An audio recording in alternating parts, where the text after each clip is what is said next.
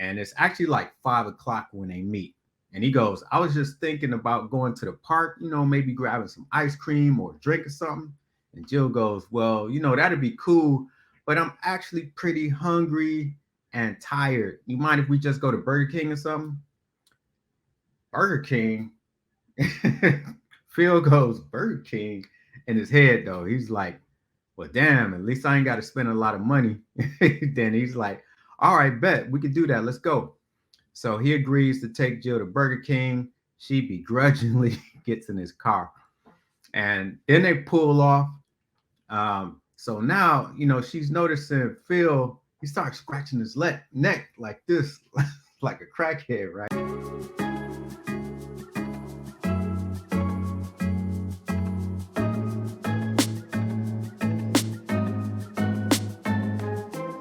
Hope that I'm blessed. Heartbeat in my chest, won't fold, won't stress. I get my best. Let me adjust my chair and let's get ready for story time number 2. Okay. So this is story time number 2. And this was told to me by a friend of mine.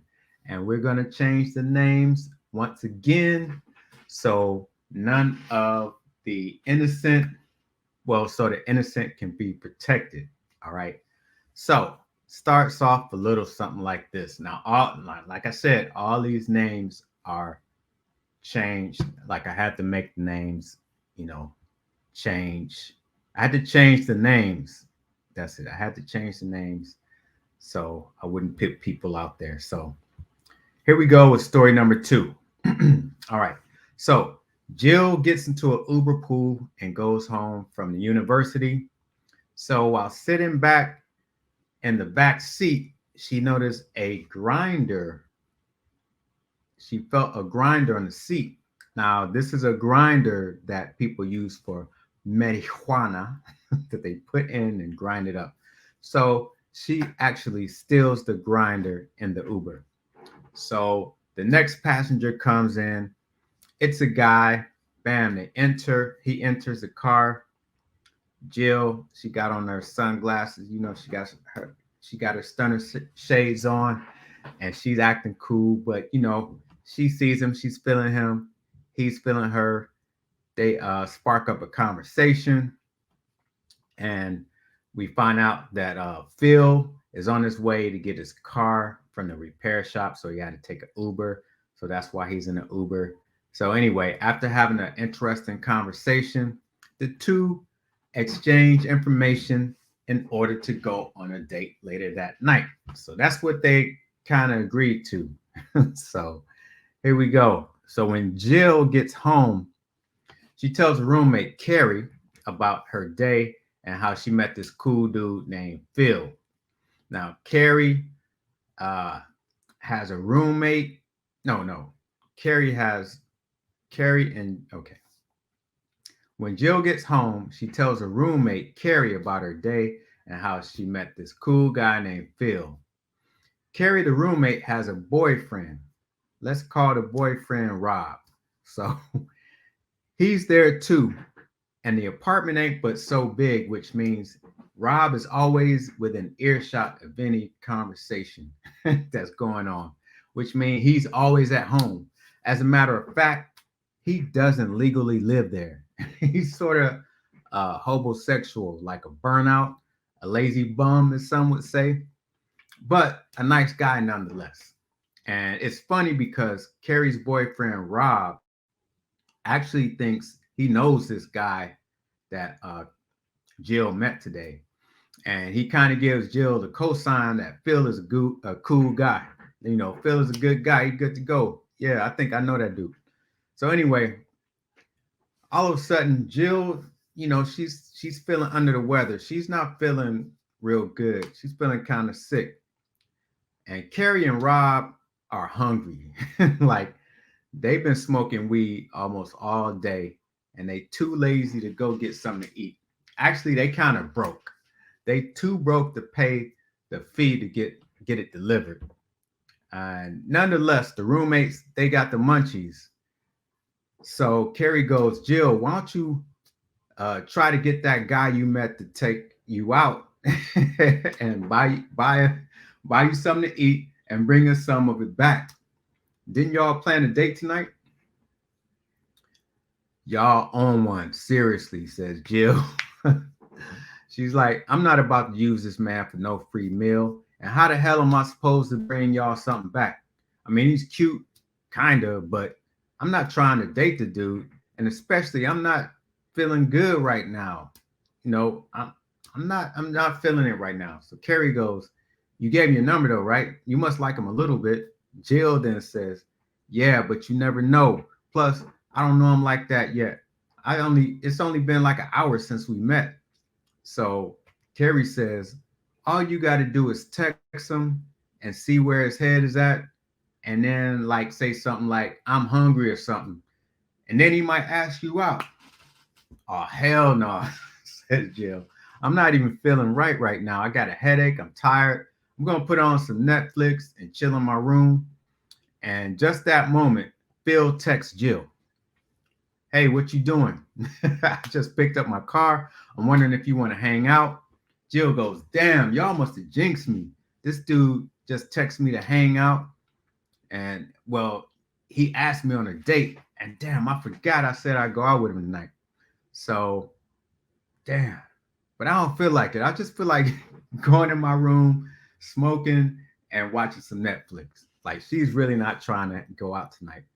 Um, but so she tries to text and postpone the date, but Phil is texting real aggressive. You know, you ladies know these aggressive texters. You know, they basically on their knees begging you to go out because he really wants to see her. So Carrie says, girl, just go out with him. If you don't like him, just ask him to take you to Burger King or something. she goes, Jill goes, girl. she goes, I can't, I'm freaking tired. I don't feel good, says Jill. So now Carrie and Rob starts begging Jill to bring some food back from Burger King. I guess Rob heard Burger King and the munchies is going. So after so much whining, Jill reluctantly agrees to go out with Phil, but only to get something to eat. So Jill texts back, hey, I'm not doing anything. We can hang out somewhere, but I only got an hour today. So she turns to the roommates. I can't believe y'all got me about to go out with this dude to bring y'all sorry asses some Burger King. Y'all owe me big time. and so Phil texts back, cool. And then Jill sends him the address. Now, you know, Jill is getting ready and Phil arrives right on time, of course. He on time. he ain't late for this date. He texts her that he's outside. So Jill walks outside. She sees Phil smiling and grinning from ear to ear. He's changed his clothes. He looks a little different than she recalls, though. I guess he wasn't as cute as she thought. He wasn't as cute as she thought. But you know, cute nonetheless, cute enough for her to hang out with. So, but something in Jill's gut is giving her weirdo vibes. But she brushes it off as just like her not feeling well. So she greets him. Hi, what you trying to do? I really can't stay out too late. I got to work. I got some laundry to do. Um, I got schoolwork. you know, she's making up all excuses. I go to bed like 9 o'clock, so we need to hurry up. And it's actually like 5 o'clock when they meet. And he goes, I was just thinking about going to the park, you know, maybe grabbing some ice cream or drink or something. And Jill goes, well, you know, that'd be cool, but I'm actually pretty hungry and tired. You mind if we just go to Burger King or something? Burger King? Phil goes, Burger King? In his head, though, he's like, well, damn, at least I ain't got to spend a lot of money. then he's like, all right, bet, we could do that. Let's go. So he agrees to take Jill to Burger King. She begrudgingly gets in his car. And then they pull off. So now, you know, she's noticing Phil, he starts scratching his neck like this, like a crackhead, right? So she goes, you all right? You know, you good? And he goes, yeah, why? It's a nice day out. And then he's driving and he goes, nervously, he's like, I could tell you were something special to me when I met you. You gorgeous, girl. Damn. And then Jill was just looking out the window. She's like, yeah, it's nice out. And then so he goes, what do you think about me though? And Jill goes, uh, I think you're cool. And just then Phil smashes all the way down on the gas pedal. And then they start flying. I mean, there's like speeding through traffic. He's weaving in and out. Jill clutches the car door and the console. She's like, dude, what's up? Why you driving so fast? Bro, you just passed up like 2 Burger Kings already. And he looks irritated now. He's like, uh, we got to go back to my place real quick, just real quick. I think I left my stove on. And then Jill rolls her eyes.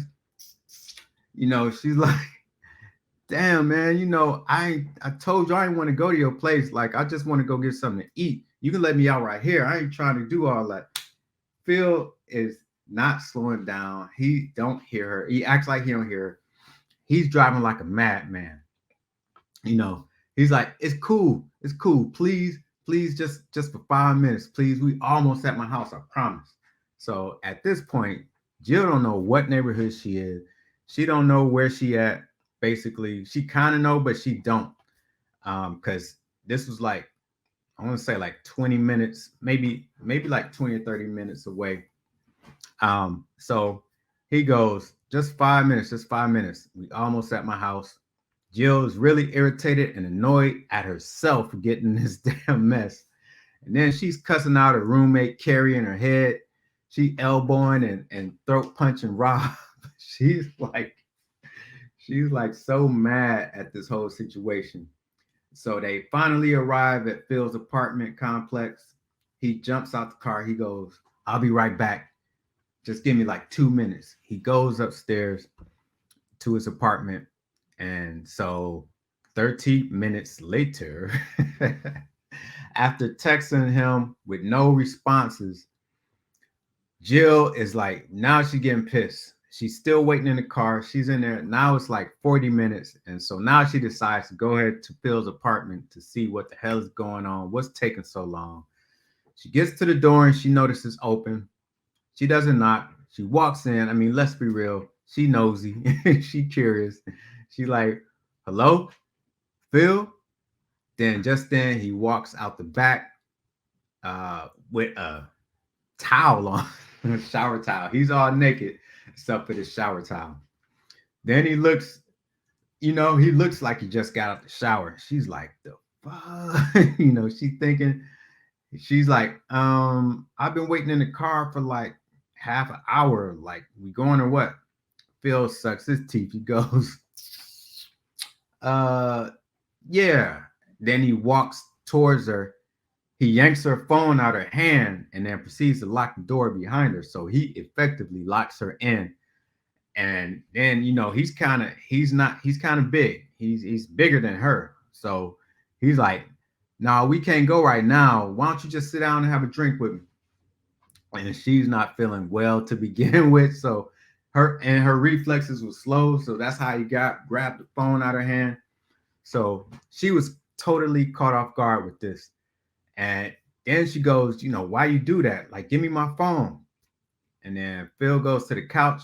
He pulls out a pistol from under the couch pillow. He goes, you'll get it back. Just sit down and have a drink with me. And Jill she ain't no gangster. She's very respectful. She's very prim and proper, but she does have relatives from the hood. So she has been in the hood, but she ain't hood. So she was scared, but not really like terrified. Of course she was like scared, so she didn't know what to do. So she said, sorry, I don't drink. And I just want to go home. Can you let me out, please? We don't even have to go to Burger King. I'll just take an Uber home. I'll just leave. And he goes, nah. Well, all right. Just let me finish my drink and we'll leave. So he's sitting there. He's sitting on the chair in his towel, legs open. He ain't got nothing else on. He having a drink, probably, she like junk's falling out, and she not, she ain't impressed. It ain't making her want to do nothing but get the hell out of there. So now, Jill is just really annoyed at herself and at the situation, and then she decided to try to go along with it until she could figure out how to escape. So yeah, Phil effectively kidnaps Jill. So she stays this whole time. She ain't move away from the door. She's right at the door.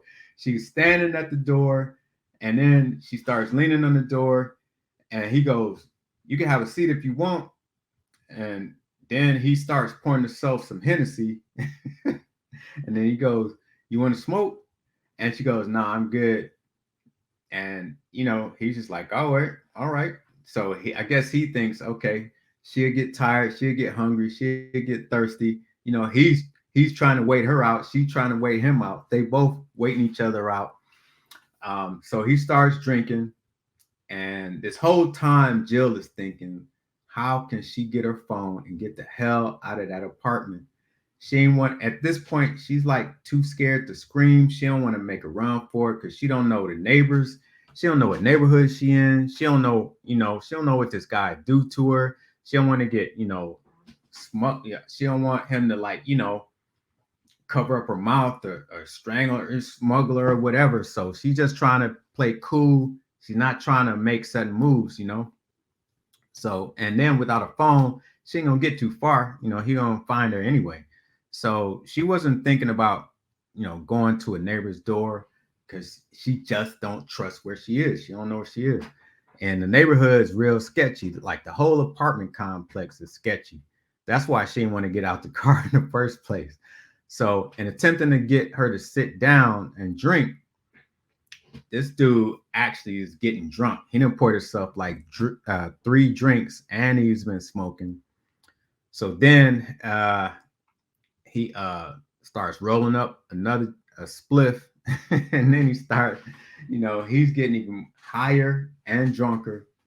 And now Jill knows she's gonna that this dude will probably pass out soon if he ain't like one of those aggressive drunks. But at this point, it's been 2 hours of small talk, and she's still standing at the door. An hour later, dude finally passes out.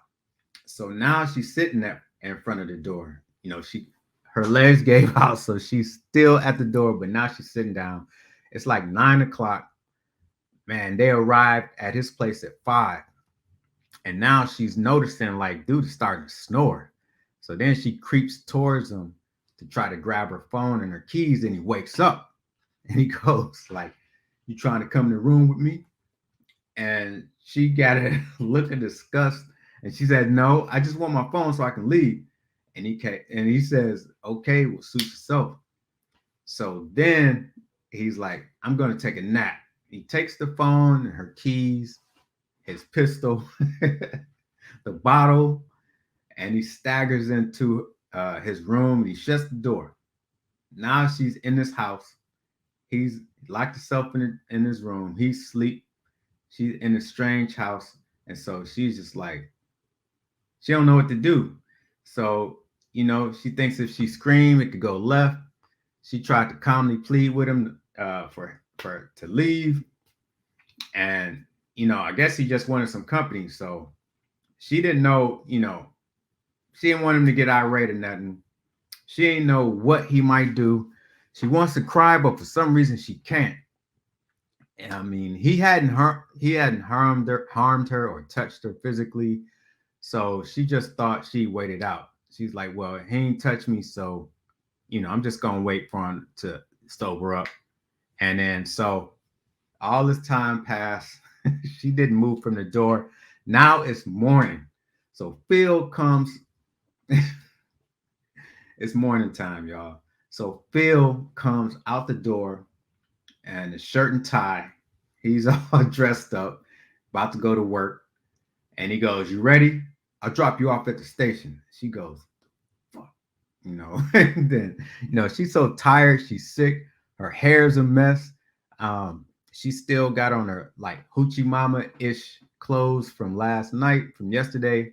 She's hungry. She ain't showered. She ain't brushed her teeth. She don't say nothing to him. She just follows him to his car. They don't say anything to each other for the whole way to the train station. It's about like a 10-minute ride. That's a long 10 minutes. He hands her her phone. It's dead.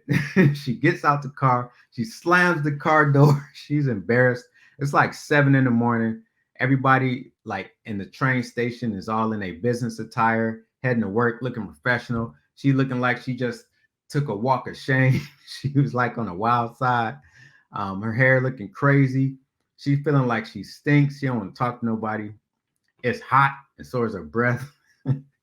So she finally makes it back to her apartment. Carrie and Rob are in the living room. They smoking. they, they smoke all day, every day. They wake up smoking. So they in the living room smoking and watching TV like they never left where they was at. And Carrie goes, "What took you so long? Did you get the food?" So remember that grinder that Jill stole in the beginning of the story? The moral of the story, I believe, is don't pick up stuff that don't belong to you because that grinder has some juju on it. All right, y'all. That's it for my story on Jill and her Burger King dilemma. So I'll see y'all next time for story number 3. And stay decent, folks. No, I won't stop. Game plan, I plot too hot, can't stop. Next stop, the top. Hope that I'm